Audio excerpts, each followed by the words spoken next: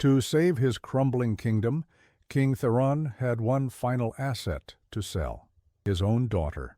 In front of two rival courts, Princess Seraphina was traded like a peace treaty, her value reduced to a parcel of land. Her new master was the enemy Prince Valerius, a man who built his reputation on cold steel and silent retribution. She was meant to be a prisoner, a pawn in his long-planned revenge against her father. But the prince quickly realized the pawn was far more valuable than the king. He wouldn't just use her for his vengeance. He would make her his queen to get it. The air in the great hall of Calla was thick enough to choke on, but for Princess Seraphina, the coldness was a private storm, gathering behind her ribs. She stood beside her father's throne, a silent ornament in silks and gold, her posture a masterpiece of defiance. Every breath was a choice, a silent refusal to shatter before the eyes of two kingdoms. Her father, King Theron, rose to his feet. His voice, usually thin and reedy, boomed with false confidence, echoing off the stone arches and stained glass windows that depicted their family's heroic myths. They felt like lies now, every single one of them. "Lords and ladies of Calla, and our honored guests from the kingdom of Eredor," he began, his arms spread wide. "Today marks not an end to our conflict, but a bold new beginning, a bridge of peace built upon a foundation of sacrifice." The king's gaze swept across his court, deliberately avoiding his daughters. Seraphina felt the slight as if it were a physical blow. She was not a participant in this ceremony. She was the foundation he spoke of, the stone to be ground into dust so his bridge could be built. "For generations, the Sunstone Valley has been a wound between our peoples," Theron continued, his voice dripping with practiced sincerity. "A source of bloodshed and bitterness, no more." He paused, letting the drama hang in the air. "In exchange for a permanent peace, and for Calla's undisputed claim to the valley, I offer a symbol of our trust, a bond of flesh and blood." This was it, the moment she had been dreading since the grim-faced guards appeared outside her chambers that morning. The moment her life, once a predictable path to a suitable marriage with some pampered lord, would cleave in two. The king finally turned, and his eyes, cold and distant, landed on her. He gestured with a dismissive flick of his wrist. "My daughter, the Princess Seraphina." A collective gasp rippled through the hall. Whispers erupted like wildfire, a cacophony of shock and pity. Seraphina kept her chin high, her gaze fixed on a tapestry across the room depicting a lioness cornered by hunters. She would not look at the faces of the court, would not see their morbid curiosity. She would not give them her tears. She was her father's daughter in name, but she would not share his cowardice. Her value had been named, a parcel of land. Fertile, yes, but dirt and rock, all the same. She was worth a valley. And then there was the matter of who was buying. Across the hall, seated in a high-backed chair of black oak, was the other side of this transaction. Prince Valerius of Eredor. He was everything the stories claimed, a man carved from the northern mountains of his kingdom, stark and unforgiving. His dark hair was cut short, practical for a battlefield. His jaw was set, his face an unreadable mask of stone. While her father preened and postured, Valerius remained utterly still, his presence a vortex of silence that drew all the light and noise from the room. He was her father's most hated enemy. The son of the King Theron had betrayed and left for dead 2 decades ago. This wasn't peace. This was the continuation of a war, and she was the new battlefield. Her heart hammered against her ribs, a frantic bird in a gilded cage. She imagined his hands calloused from the sword and wondered if they would be cruel. She imagined his voice, which she had yet to hear, and wondered if it would be filled with the same cold hatred that radiated from his silence. He was a warlord, a tactician, a man who had clawed his kingdom back from the brink of ruin her father had left it in. He was not a man who would want a bride. He would want a prisoner, a symbol of his ultimate victory over the house of Theron. King Theron, oblivious or uncaring to the turmoil he had created, smiled his thin, watery smile. "A union to heal all wounds. My daughter will be his princess, and our kingdoms will be joined." The final words hung in the air, an epitaph for the life Seraphina had known. She felt 1,000 eyes upon her, but her gaze drifted against her will to meet the one man who mattered. For the first time, Prince Valerius moved. He slowly lifted his head, and his eyes, the color of a winter storm, passed over her father as if he were nothing more than a talking piece of furniture. They settled on her. He did not see a princess. He did not see a bride. His stare was intense, analytical, as if he were assessing a fortress for its weaknesses. There was no pity in his eyes. There was no kindness. There was only a cold, sharp, terrifying focus. And in that moment, Seraphina knew her fate was sealed, not by her father's words, but by the silent judgment of the enemy who had just bought her. The entire hall held its breath, waiting for the prince to speak, to smile, to do anything at all. But he just watched her, and the true meaning of her father's betrayal began to sink in. She had not been given to a new keeper. She had been fed to a wolf. The silence in the great hall stretched into an eternity. Under the weight of Prince Valerius's gaze, Seraphina felt like a specimen pinned for study. There was no flicker of emotion in his eyes, only the sharp, calculating glint of a predator that had finally cornered its prey. Her father, ever the peacock, seemed to recover first. He puffed out his chest and took a step forward, his hand outstretched towards the prince. "A wise decision, Prince Valerius," King Theron said, his voice slick with false cordiality. "May this union seal our friendship." He was offering a handshake, a gesture of equals. It was a foolish, arrogant miscalculation. Prince Valerius rose from his black oak chair. The movement was fluid, economical, yet it held a promise of immense power. He was taller than she had realized, his frame lean but broad at the shoulders, honed by a life of discipline her father couldn't begin to comprehend. He started to walk, his boots making no sound on the polished stone floor. The court held its breath. He walked right past King Theron. He did not acknowledge the outstretched hand. He did not glance at the king's face. He treated the ruler of Calla as if he were nothing more than air, a ghost in his own hall. The insult was so profound, so absolute, that a wave of scandalized murmurs swept through the Calla courtiers. King Theron's hand hung in the air for a moment, trembling slightly before dropping to his side, his face turning a blotchy, furious red. Valerius stopped directly in front of Seraphina. Up close, the intensity of his presence was overwhelming. She could see a faint silver scar that cut through his left eyebrow, a testament to a life lived on the edge of a sword. His face was all sharp angles and severe lines, a face that had never known softness. She braced herself for a cruel word, a sneer, a public confirmation of her disgrace. He said nothing to her. Instead, he let his gaze sweep over the stunned onlookers, his voice ringing out, cold and clear as a winter morning. It was not a voice for comfort or conversation. It was a voice for commands. "The pact is sealed. She belongs to Eredor now." The words were a brand, marking her as his property. It was a declaration of ownership, a final, undeniable transfer of power. Before she could process the finality of it, his hand shot out and took her arm. She flinched, expecting pain, but the grip was not violent. It was simply firm, unyielding, and completely impersonal. It was the grip of a soldier securing a valuable asset. There was no warmth, no reassurance, only the chilling promise that she could never escape. He turned, pulling her along with him.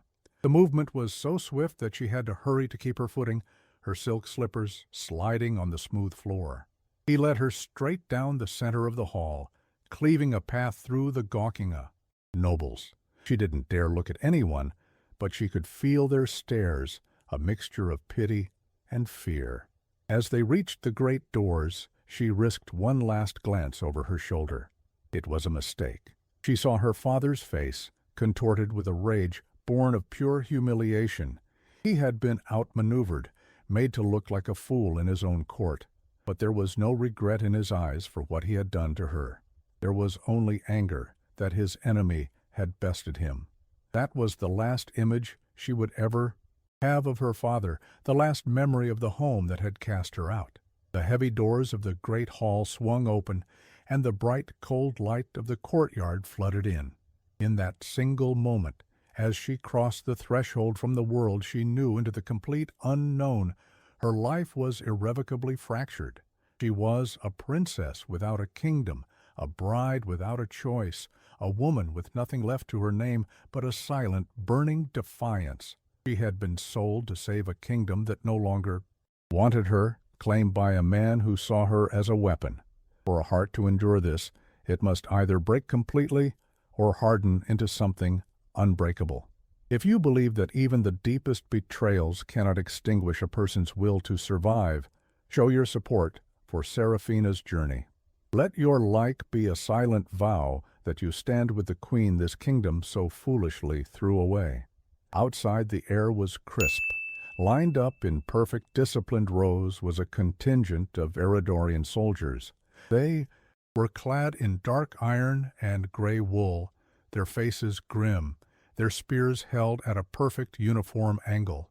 They were not a wedding escort, they were an occupation force.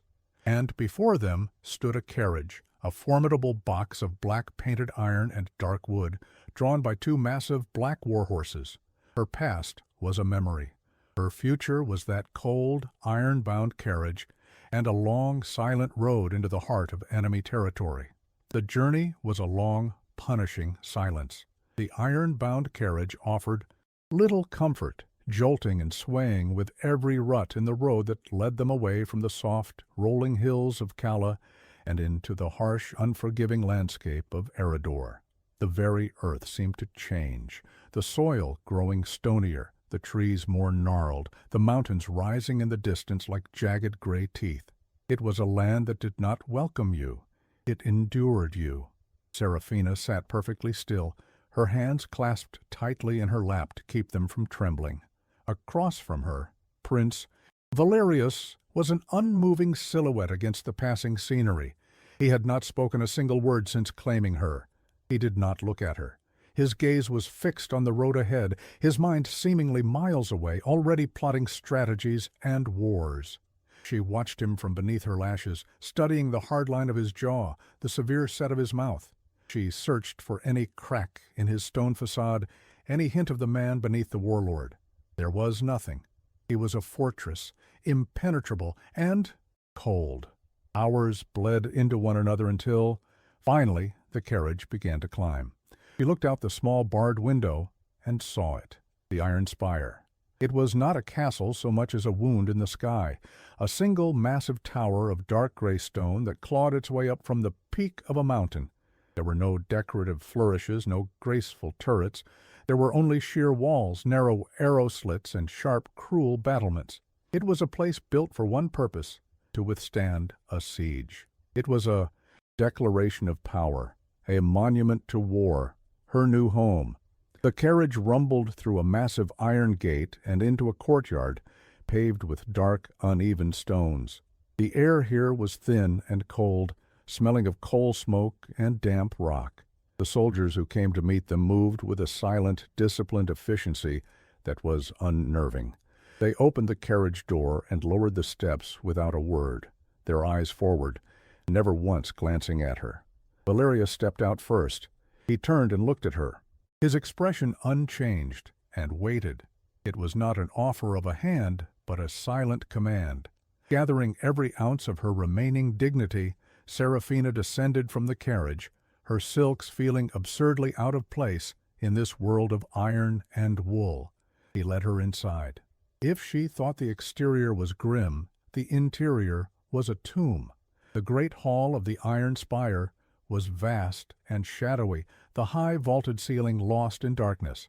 The only light came from flickering torches set in iron sconces, casting long, dancing shadows that made the hall feel alive with unseen things. The stone beneath her feet was cold and uneven. There were no tapestries, no statues, only weapons hanging on the walls, swords, axes, and grim-looking pikes. They walked through winding corridors, their footsteps echoing in the oppressive silence. The very air felt heavy, ancient. She was a ghost drifting through another's tomb, a splash of color in a world of gray. Valerius walked just ahead of her, his pace never faltering, never looking back to see if she was following. He knew she was. She had no other choice. Finally, he stopped before a heavy door of dark, splintered wood, bound with thick straps of black iron. He lifted a heavy iron latch and pushed the door inward, the sound of its groan echoing down the empty hall. He stood aside, a silent gesture for her to enter. With a deep breath, she stepped across the threshold. The room was not the dungeon she had been fearing. A fire was already crackling, in a large stone hearth, casting a warm, flickering light across the space. The room was spacious, containing a large bed piled with dark furs, a simple wooden table with 2 chairs, and a wash basin. It was clean, and the fire was a welcome mercy against the bone-deep chill of the castle. But it was also a cell. The single window was a narrow slit high up the wall, offering no view but a sliver of gray sky. The walls were bare stone, the floor cold and hard. There were no books, no embroidery, hoops, no mirrors. There was nothing of her, nothing of any woman. It was a soldier's quarters, Spartan and functional. A comfortable prison was a prison all the same. She turned back to the doorway, her heart pounding. Valerius stood there, a dark shape against the torchlight of the hall. She waited for him to speak, to give her an order, to tell her what he expected of her, now that she was his. He simply looked at her for a long, unreadable moment. His stormy eyes held hers, and for an instant she thought she saw something flicker in their depths, something other than cold command, but it was gone as quickly as it came, replaced by the same impenetrable mask. Then, without a word, he pulled the heavy door closed. The sound of the bolt sliding into place on the outside was like a death knell. It was loud, final, and absolute. She was alone, utterly alone. She rushed to the door, her hands pressing against the cold, rough wood, but she knew it was useless. She was locked in. She backed away, her breath catching in her throat, and surveyed her new world. The fire crackled, the only sound to break the deafening silence. As the last light faded from the sliver of window, and darkness fell over the unforgiving peaks of Eriador, Seraphina understood the truth of her new life. She was a queen with no crown, a bride with no husband, a prisoner waiting for her jailer to decide her fate. The first days in the Iron Spire were a lesson in silence and routine. Each morning a servant as quiet as a shadow would enter her chambers, leaving a tray of plain hot food and tending to the fire before departing without a word. Seraphina was not a prisoner in her room. She discovered the heavy bolt was a nightly precaution drawn back before dawn. She was free to wander the cold stone corridors of the fortress, a lonely ghost in a world that wasn't built for her. The castle was a living weapon, and every soul within it was a component of the machine. The guards on the battlements, the smiths in the forges, the servants in the kitchens, all moved with a purpose and discipline that was foreign to her. They would nod respectfully as she passed, their eyes acknowledging her status, but offering no warmth, no connection. And of the prince she saw little. He was a fleeting presence, a dark cloak sweeping down a hallway, a stern voice issuing orders in the courtyard below. He never spoke to her, never looked for her. It was as if he had claimed his prize, and then forgotten it on a shelf. The chill of the castle was relentless, a damp cold that seeped through her fine calla silks and settled deep in her bones. One afternoon, after a walk along a wind-swept parapet that left her shivering, she returned to her chambers to find something new. Draped carefully over the back of her chair was a cloak. It was not a lady's garment. It was heavy, made of dark gray wool, and lined with the thick black fur of some northern beast. The clasp was a heavy piece of silver, fashioned into the snarling wolf's head of House Valerius. She touched it hesitantly.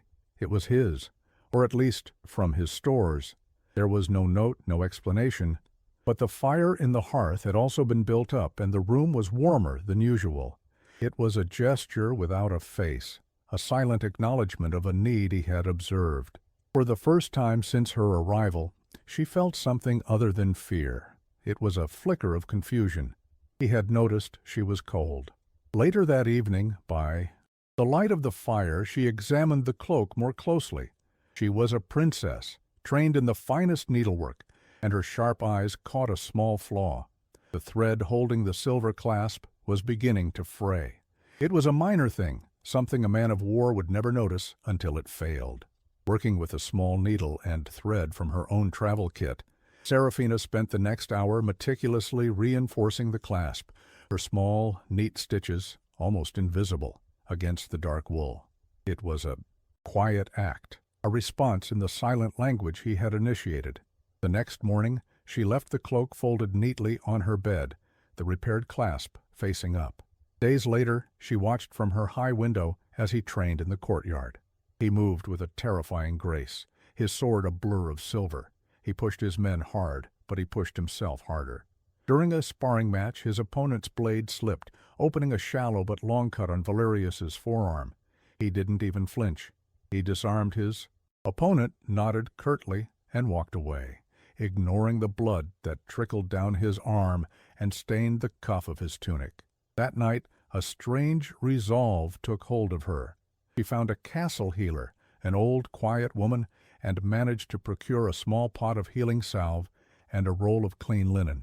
She crept to the castle library, a vast, cold room, where she had seen lights burning late into the night. As she suspected, he was not there, but a stack of maps and military ledgers sat upon a large table. Her heart pounding, she placed the salve and linen beside the maps and fled before she could be discovered. The next evening at the sparsely attended dinner, she saw him. He wore different clothes, but as he reached for a goblet of wine, his sleeve shifted. Beneath it, she saw the edge of a clean white bandage wrapped exactly where the cut had been. He never acknowledged it, but the silent message was clear. The offering had been accepted. The true test came a week later. A blustering lord from a southern territory had come to pay fealty. At dinner, emboldened by wine, he looked at Seraphina, his gaze insolent. "A prize from a fallen kingdom," he said loudly, a cruel smirk on his face. "Tell me, your highness, does traitor's blood run cold?" The air froze. Seraphina's hand tightened around her goblet, her knuckles white. She braced for the humiliation, but before she could even think of a reply, Valerius, seated at the head of the table, slowly placed his knife on his plate. He didn't look at the lord. He simply stared into the middle distance, his silence suddenly more menacing than any shout. The lord's smirk vanished. The color drained from his face. He began to stammer an apology, but Valerius just gave a slight, almost imperceptible shake of his head. The lord fell silent and did not speak another word for the rest of the night. Valerius had defended her. He had shielded her honor without a single word. That night she could not sleep. A new feeling was taking root in her heart, something more complex than gratitude. It was a nascent sense of loyalty. She found him in the strategy room, a place she knew she was not supposed to be. He stood before a massive table, upon which was spread a detailed map of the Sunstone Valley, her price. This was the moment, the culmination of all the silent questions, the unspoken gestures. She walked forward, her slippers making no sound on the stone. He heard her, his body tensing for a moment before he recognized her presence. He did not turn. He simply waited. She reached the table and looked down at the map, at the familiar terrain of her former home. Then, her hand trembling only slightly, she pointed. She pointed to a narrow, hidden pass through the Dragon's Tooth Mountains, a treacherous route her father's generals always deemed impassable, a secret entrance to the valley that would bypass all of Cala's main fortifications. "My father's patrols never go this deep into the mountains," she said, her voice barely a whisper. "He considers it impassable. He is wrong." It was a monumental betrayal, an act of treason against her blood. It was also the first definitive act of trust she had ever placed in another person. Valerius did not speak. He slowly lowered his gaze from the map to her finger, then followed it up her arm to her face. For the first time since she had met him, the cold, calculating mask fell away. She saw no anger, no suspicion. She saw only a flicker of profound, stunned surprise. He was looking at her, truly looking at her, as if he had just discovered that the pawn he had claimed could play the game as well as he could. In that silent, weighted gaze, she knew her life in the Iron Spire had just changed forever. The question was no longer if she would survive him, but who this silent, complicated man truly was. In the weeks that followed her revelation in the strategy room, a subtle but profound shift occurred within the cold stone walls of the Iron Spire. The silence between Seraphina and the prince was no longer a chasm of fear and uncertainty. It had become a shared space, a quiet understanding that flowed between them. He no longer treated her as an invisible fixture in his castle. Their paths would cross in the library or on the battlements, and he would incline his head in a gesture of acknowledgement. It was not warmth, not yet, but it was respect. And for her part, the terror that had once gripped her heart had receded, replaced by a deep, burning curiosity about the man who was her keeper. This newfound, unspoken trust granted her a silent permission to explore the more forgotten corners of the fortress. One afternoon, while tracing the cold stone of a corridor in the castle's oldest wing, her fingers brushed against a door unlike the others. It was not bound with heavy iron, but carved from a single piece of ancient pale wood, and it was covered in a thick layer of undisturbed dust. It was not locked, merely forgotten. Driven by an impulse she didn't fully understand, she pushed it open. The air that greeted her was still and heavy, scented with dust and time. The room was not a storeroom or a forgotten chamber. It was a shrine. In the center of the room, on a simple stone platform, stood a full suit of iron armor. It was not polished for display. It was battle-scarred, dented, and grim, a testament to a real and brutal war. On a wall hung a single portrait of a man with kind eyes and a warm smile, a man who shared Valerius's strong jawline but none of his coldness. Below it, on a small stone plinth, an inscription was carved. Seraphina felt the breath catch in her throat. This was his father's memorial. As she stepped closer, drawn by a somber gravity, the narrator's voice seemed to whisper the castle's deepest secret into the silence of her mind. This was the heart of the wound. This was the ghost that haunted the Iron Spire. 20 years ago, King Alaric and King Theron had been allies bound by a pact to defend the southern realms from the savage northern horde. Theron's kingdom, Calla, with its lush fields and weak military, had relied entirely on the strength of Eredor's armies. The final battle was to take place at Blackwood Pass. King Alaric had led the charge, his famed infantry holding the line, trusting Theron to command his cavalry in a decisive flanking maneuver that would crush the enemy. But the cavalry never came. King Theron, in an act of craven self-preservation, had made his own secret deal with the horde. In exchange for his kingdom being spared, he would withdraw his forces at the critical moment, leaving the army of Eredor to be annihilated. He had watched from a safe distance as his ally, his friend, was surrounded and cut down. A young Prince Valerius, serving as his father's squire, had witnessed it all. He had seen the betrayal. He had seen his father fall. He had been forced to fight his way out of the slaughter, gathering the few shattered remnants of their army and leading the retreat back to a kingdom now defenseless and on the verge of collapse. He had returned not as a prince, but as a king of ashes, his heart frozen over with a grief and fury so profound it had left no room for anything else.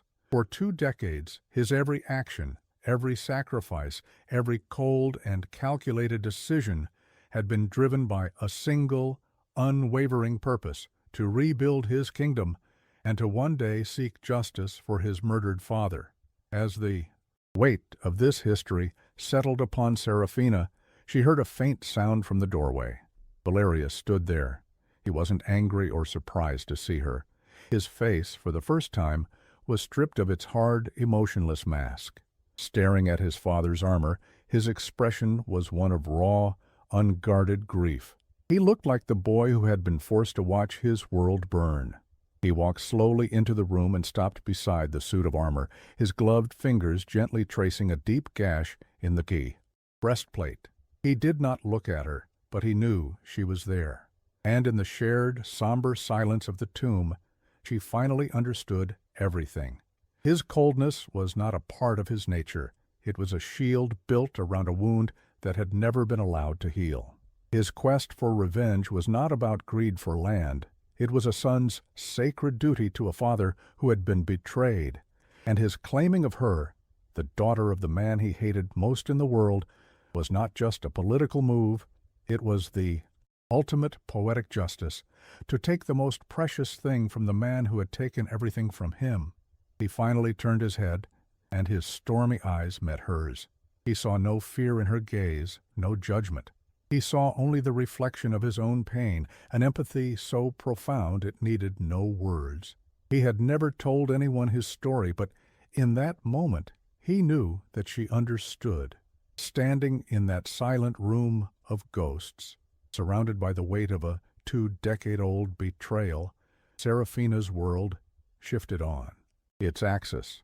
This was never about a truce. It was about a debt of blood.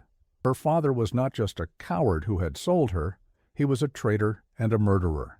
And she was not a pawn in a game of politics. She was now at the very heart of a righteous war. The only question left was what role she would play in the final, inevitable reckoning. The shared silence in his father's memorial chamber had changed everything. The unspoken truths now lay bare between them, and the fragile connection they had, built through gestures and glances, solidified into something harder, something more akin to a military pact. Seraphina no longer looked at Valerius and saw a captor. She saw the boy who had lost everything, now grown into a man determined to reclaim it. A quiet grief settled in her heart, not for the father who had sold her, but for the one she had mistakenly believed existed. That man was a ghost, and the man who wore his face was now simply the enemy. This new, dangerous equilibrium was shattered less than a week later.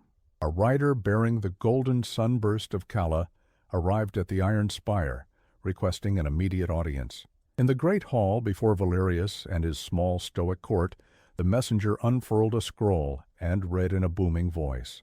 "A message from the loving father of our new princess, His Royal Majesty, King Theron of Calla," the man announced, "to my dear friend and ally, Prince Valerius, to celebrate the joyous union that has brought peace to our lands and to assuage a father's heart with the sight of his beloved daughter's happiness.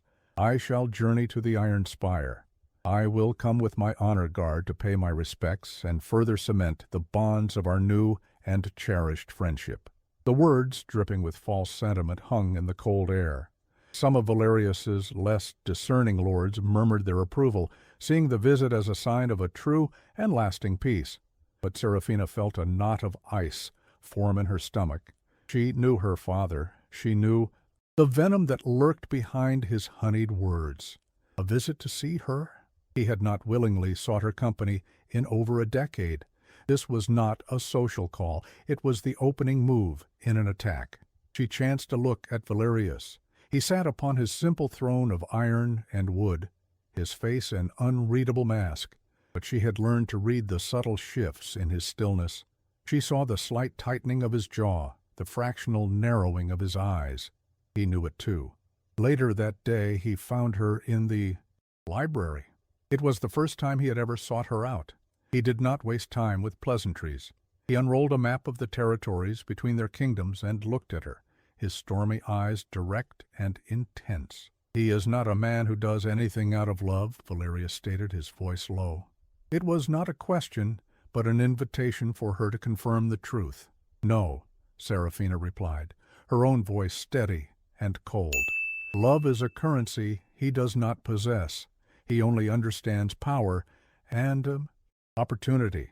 "What is his game?" Valerius asked, the question direct. He was not testing her. He was consulting her. In that moment, she was not his prisoner or his prize. She was his strategist. She moved to stand beside him, looking down at the map. "He is a coward," she began, tracing a path from Calla to the Iron Spire. "He will not risk open war. This visit is a Trojan horse. His honor guard will be larger than protocol dictates, filled with men loyal only to him, not to the crown. He will arrive smiling and gracious, and his men will map every weakness in this fortress." She looked up at him, her gaze as serious as his. "He is coming here to kill you. He will make it look like an accident, or like the work of a disgruntled Eridorian lord. Then he will play the part of the grieving father-in-law, rescuing his distraught daughter from this nest of vipers and breaking the pact. He will reclaim me, and the Sunstone Valley will remain his." The full, treacherous scope of her father's plan lay bare between them. The fragile peace they had built, the quiet life within the spire, was a deliberate illusion her father intended to shatter. To protect it, the silent prince and the rejected princess would have to fight together, not just as allies but as partners in a war against her own blood. The strength of a kingdom is tested in battle, but their bond would be tested by the deepest betrayal imaginable. If you believe true alliances are forged in the fires of adversity, subscribe to our channel to witness the battle that will define their fates. Valerius listened to her analysis without interruption, his expression grim. He had suspected the treachery, but she had given it shape and detail, confirming his worst fears with the chilling certainty of one who knew the mind of the enemy intimately. He stared down at the map for a long moment, his mind working, processing the new variables she had provided. He was not alone in this fight anymore. Finally, he rolled up the map, the sound of the parchment crackling in the silent room. He turned to her, and for the first time, she saw a dangerous, predatory light ignite in the depths of his eyes. This was not the grieving son or the silent keeper. This was the warlord of the north, ready for war. "Let him come," Valerius said, his voice a low, threatening growl. "Let him bring his assassins and his hollow smiles." He held her gaze, and a silent, deadly promise passed between them. "We will be ready for him." The days leading up to King Theron's arrival were a quiet storm of preparation. The strategy room, once Valerius's solitary domain, became their shared ground. They spent hours bent over castle schematics and patrol rosters, the air thick with the scent of old parchment and burning candles. A new dynamic settled between them, the seamless rhythm of two minds working as one. He was the sword and the shield, his military mind seeing tactics and formations. She was the poison and the key, her intimate knowledge of her father's court, providing the weapon he never knew he needed. "Captain Roderick," she would say, her finger tracing a name on a list. "My father trusts him completely. He is loyal but vain. He believes himself untouchable." "And Lord Belos?" Valerius would ask, his voice a low rumble. "A coward. He will follow any order, but will be the first to flee if the plan goes awry. His loyalty is to the winning side, whoever that may be." She dismantled her father's inner circle for him, piece by piece, exposing the weaknesses and vanities he could exploit. It felt like a betrayal, but the memory of his father's armor, of Valerius's unguarded grief, burned brighter than any lingering sense of filial duty. When King Theron finally arrived, it was exactly as she had predicted. He swept into the courtyard with a grand entourage, his honor guard twice the size protocol demanded. He embraced Seraphina with a theatrical flourish, proclaiming for all to hear how wonderful she looked, how happy she seemed. Seraphina played her part, smiling demurely and thanking him for his visit, her heart a cold, steady stone in her chest. All the while she felt the assessing eyes of his men, particularly the steely gaze of Captain Roderick, scanning the battlements, noting the guard placements. The wolves had entered the den. The battle of wits began. 2 days into the visit, Seraphina walked through the courtyard with 2 of her ladies in waiting, her father's men watching from a distance. She let her voice carry a light, girlish tone. The prince finds his only peace late at night, she confided, loud enough for a nearby guard, a man she knew to be Roderick's lieutenant, to hear. He walks the lonely northern battlement to clear his head. He says the wind there reminds him of his purpose. That evening, Valerius's most trusted scout reported back to them in secret. 2 of Theron's men had been seen mapping the patrol routes around the northern battlement. The bait was taken. She moved through the halls of her new home like a phantom, playing the role of the dutiful daughter while acting as the castle's most vital spy master. She was a queen in all but name, fighting a silent war for the man who had claimed her. Little did she know, beyond the stone walls of Eredor, thousands of eyes were watching her story unfold, their hearts beating in time with hers. Let us know in the comments from which kingdom you are watching her rise and stand witness to her impending triumph. The final piece of the plan fell into place at dinner that night. In the presence of her father and his captains, Seraphina turned to Valerius. "My lord, I do hope your late-night walks are not too cold. The view from the northern battlement is quite breathtaking, but the wind is so sharp." She watched her father's face. She saw a flicker of smug satisfaction in his eyes, a subtle shared glance with Captain Roderick. It was all the confirmation they needed. The trap was set for that very night. As darkness fell, a tense quiet descended upon the iron spire. Seraphina sat in the great hall, forcing herself to sip wine with her father, who was in an unusually cheerful mood, believing his victory was only hours away. She kept her composure, a silent partner in the storm about to break. On the far side of the castle, Captain Roderick and 3 of his best assassins moved like shadows through the cold corridors, daggers drawn. They reached the base of the stairs, leading to the deserted northern battlement, their confidence high. They crept up the steps, their ears straining for the sound of the lone prince. As they stepped onto the battlement, they found it empty. For a confusing moment, they hesitated. Then they heard it, the soft scrape of a boot behind them. They spun around, daggers raised, but it was too late.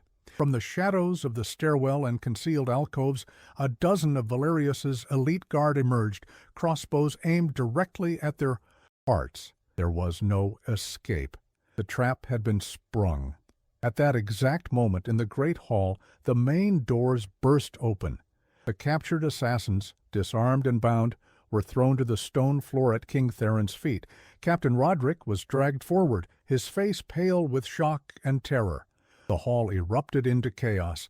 Theron leaped to his feet, his face a mask of disbelief and fury, and from a shadowed archway Valerius stepped into the light, his expression like thunder. He ignored the sputtering king, his gaze seeking out Seraphina across the room. He didn't smile. He didn't need to. He gave her a single sharp nod. It was a look that roared louder than any words. In that silent, shared look of victory, as the architects of their own justice, their alliance was forged into something absolute, a bond sealed not in promises, but in perfect, deadly execution. Valerius finally turned his cold, unforgiving gaze upon his guest. He walked forward until he stood over the kneeling, trembling assassins and the exposed, sputtering king. "You came to my home under the guise of peace," Valerius said, his voice dangerously quiet. "You plotted to murder your host and disgrace my name." He paused, letting the weight of his words crush the king's composure. "Now," Valerius continued, his voice dropping to a whisper of pure iron, "you will answer for it." The great hall of the Iron Spire, once a place of tense silence, was now a theater of judgment. King Theron, his face pale and blotchy with fury and fear, sputtered denials. He called Captain Roderick a liar, a traitor, a madman trying to save his own skin, but his blustering held no authority here. All eyes were on Prince Valerius, who watched the disgraced king with the cold, detached interest of a scholar observing a trapped insect. Valerius let him exhaust himself. When Theron's denials finally faded into desperate, heaving breaths, the prince turned his gaze to the kneeling captain. He didn't raise his voice. He didn't need to. "Captain Roderick," Valerius said, his voice cutting through the tension. "You swore an oath to your king. Tell me, did that oath include murdering your host in his own home?" The captain, trembling, looked from Valerius's iron gaze to Theron's terrified one. He saw no hope of rescue from his king, only a shared doom. With a broken sob, the captain's confession spilled out, a torrent of names, dates, and plans that confirmed every detail of Seraphina's warning. He confessed it, all implicating his king directly and irrevocably in front of every lord and servant present. A wave of shock and disgust rippled through the hall.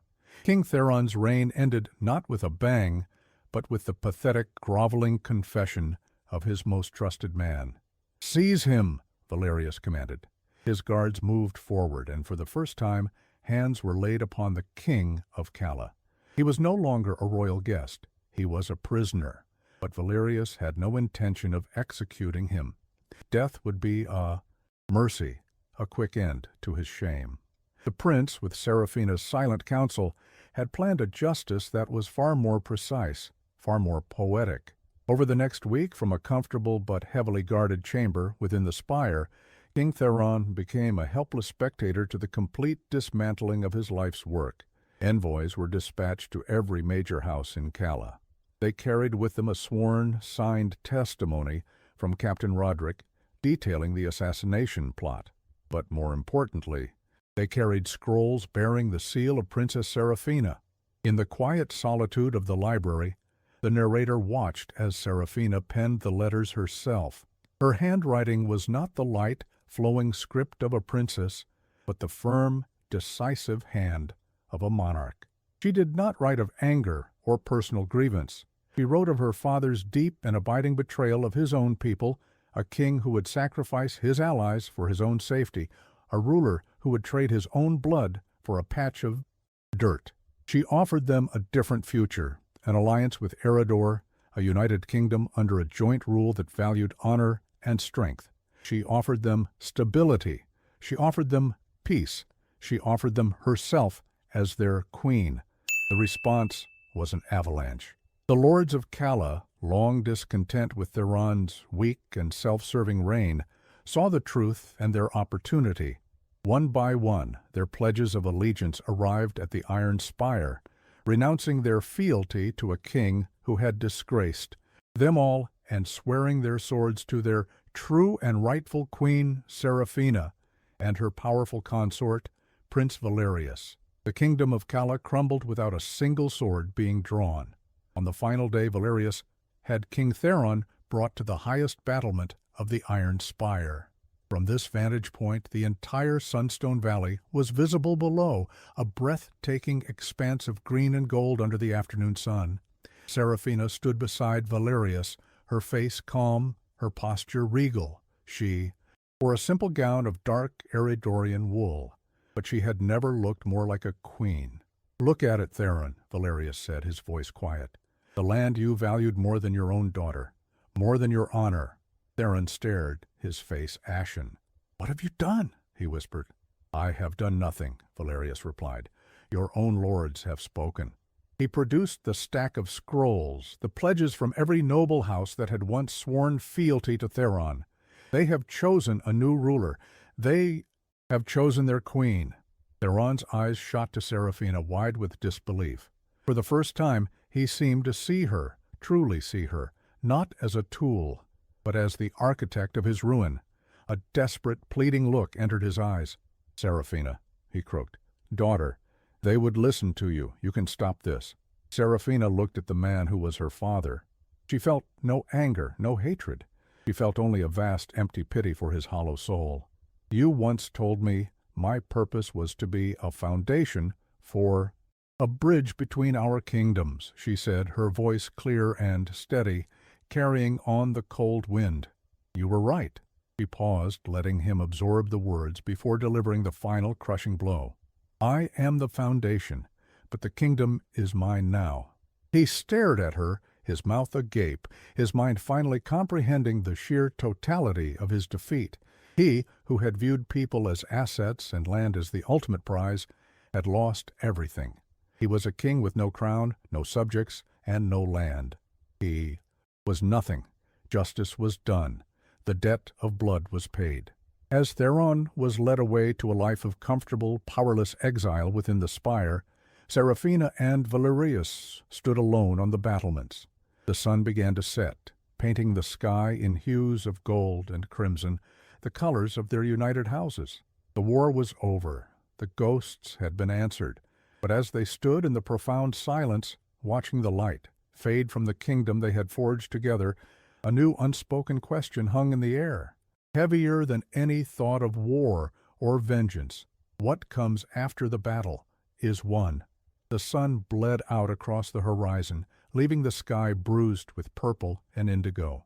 On the high battlements of the iron spire, a profound quiet settled over Seraphina and Valerius. The wind, which had once felt so sharp and hostile, now seemed to whisper a song of peace. The war was over. The ghosts of the past had been given their due. All that remained was the silence, but it was a different kind of silence.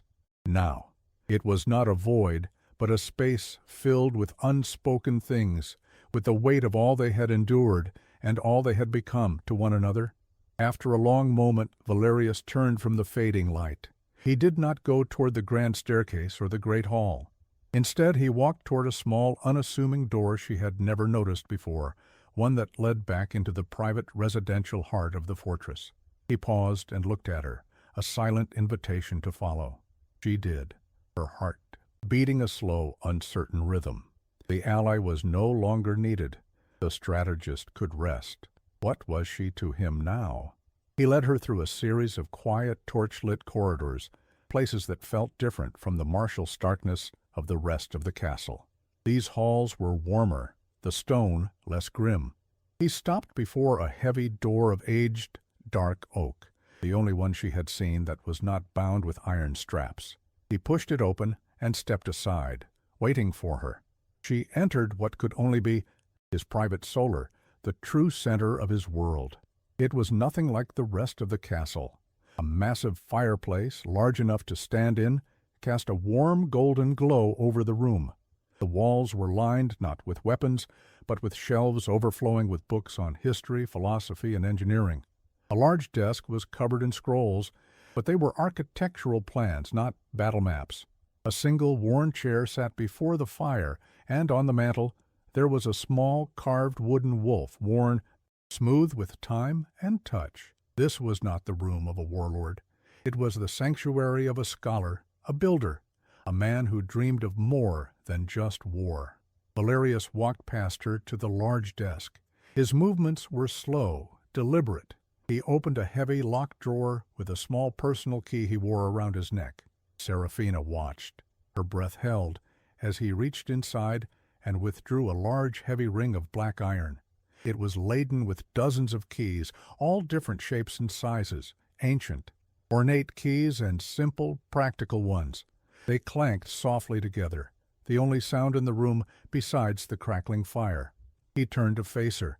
The firelight softened the hard angles of his face, and for the first time she saw the man he might have been if betrayal had not stolen his youth. The grief in his eyes was still there, but it was a quiet, distant sorrow now, not a raging storm. What had replaced it was something she couldn't name, something vulnerable and deeply human. He held the iron ring out to her. She stared at it, confused for a moment, before the staggering, overwhelming meaning of the gesture crashed down upon her. These were not the keys to a chamber. This was the key to everything, the key to the treasury, the key to the granaries, the key to the libraries, the key to the main gates, the key to his own chambers. This was the master ring, the symbol of absolute authority over the iron spire. He was giving her his home, his power, his trust. He was giving her his entire world, every last piece of it, without a single word. Tears welled in her eyes, blurring the image of the stoic prince before her. This silent, broken man, who had never learned the language of comfort or affection, was speaking to her in the only way he knew how. This was his poem. This was his vow. This was his confession of love, heavier and more real than any pretty words could ever be. Her trembling hand reached out and took the ring. The iron was cold and heavy in her palm. As she took it, his hand closed gently over hers, his fingers lacing through her own. It was not the impersonal grip of a soldier or the possessive claim of a victor. It was a touch that was hesitant, warm, and full of a tenderness she never knew he possessed. It was a silent promise of partnership, of a shared life. It was the first line of a new story, their story, finally beginning. He held her hand for a long, breathless moment, his stormy eyes finally, truly at peace. Then he slowly released her, leaving her with the weight of the keys in her grasp. With a final soft look, he gave a small, almost imperceptible nod and quietly left the room, leaving her alone in the warmth of his sanctuary. She looked down at the iron ring in her hand, its cold weight a warm, solid promise in her palm. The war was over, justice had been done, and here, in the quiet heart of the man who had saved her, she was finally, truly home. 2 years passed, the seasons turned, washing the blood-soaked memories from the land and nurturing the fragile roots of peace. The United Kingdom of Valoria, born from the ashes of betrayal, flourished under the steady hands of its new rulers. The harshness of the north and the softness of the south had tempered one another, creating a realm that was both strong and prosperous. The iron spire itself had transformed. Ivy now climbed its stern gray walls, and the courtyard, once a bleak expanse of stone for military drills, now held a thriving garden, a splash of vibrant life that was entirely Seraphina's creation. Queen Seraphina walked through this garden, her steps calm and confident. The frightened girl who had arrived as a prisoner was a distant memory. In her place stood a woman who wore her crown with an easy grace, beloved by the people of 2 former kingdoms, now sworn to one. Her quiet intelligence had proven to be a gift for diplomacy, her resilience an inspiration. She had healed the wounds of a generation not with force, but with fairness and compassion.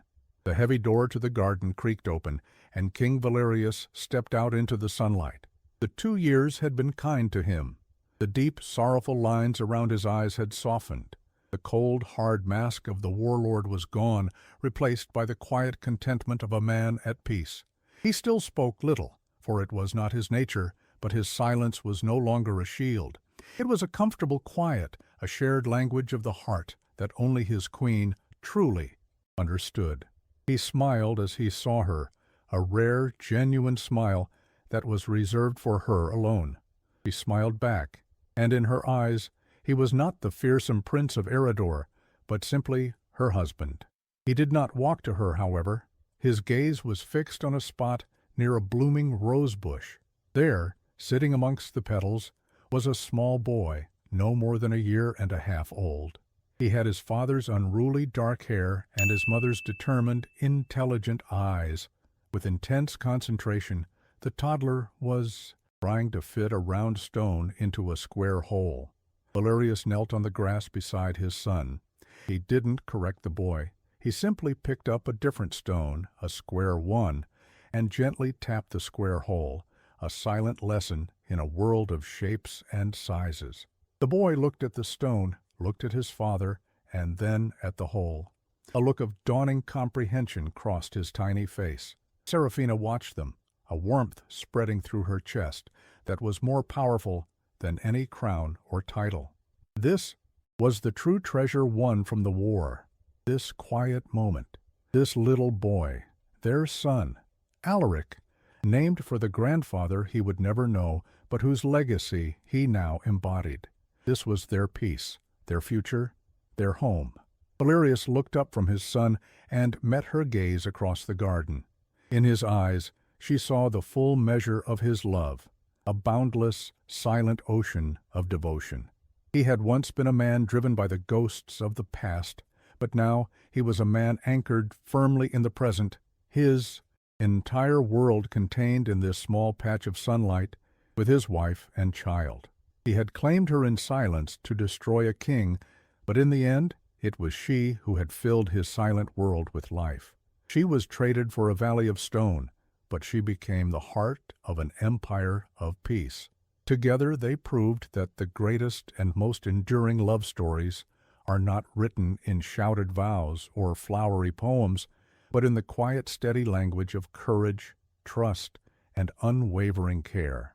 Their journey from strangers bound by vengeance to a family bound by love is now complete. If their story has touched your heart and healed a small part of your soul, tell us from which kingdom you are watching today.